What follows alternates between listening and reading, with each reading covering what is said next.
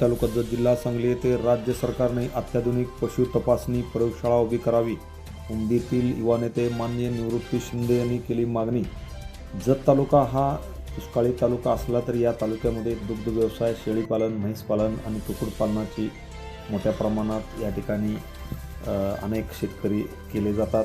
तालुक्यात हजारो शेतकरी कुटुंबाच्या अर्थकारणाचा आधार पशुधन असतानाही जनावरांच्या आजाराचे त्वरित व अचूक निदान करणारी अत्याधुनिक तपासणी प्रयोगशाळा उपलब्ध नसल्याने पशुपालकांना मोठ्या अडचणींना सामना करावा लागत आहे.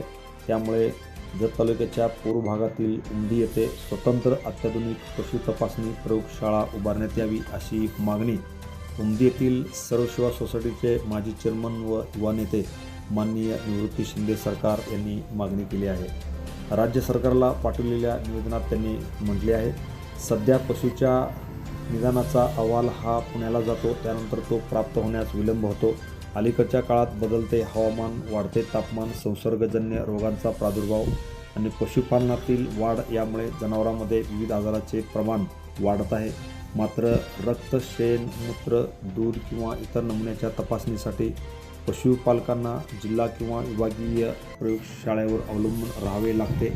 त्यामुळे याचा फटका मोठ्या प्रमाणात शेतकऱ्यांना बसत असून त्यासाठी राज्य सरकारने अत्याधुनिक पशु तपासणी प्रयोगशाळा उमदी येथे उभारण्यात यावी अशी मागणी त्यांनी केली असून नुकतेच आम्ही दुग्ध विकास मंत्र्याचेही मुंबई येथे जाऊन भेट घेणार असल्याचे त्यांनी यावेळी सांगितले.